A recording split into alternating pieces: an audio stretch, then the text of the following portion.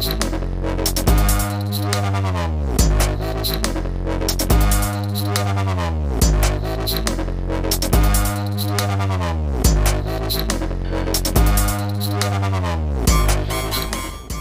sorry to inform you pero patay na po si Mara Conrado.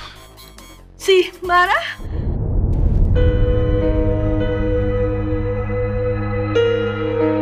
Ano nangyari?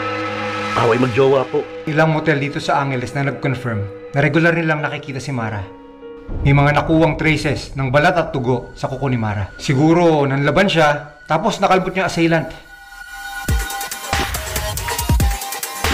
Alex, Joel Desiderio, kaibigan ni Mara. Kailangan natin makakuha ng hibla ng buhok ng suspect.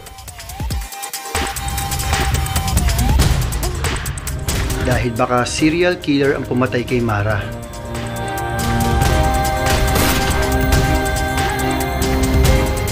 Bakit mo pinatay si Mara?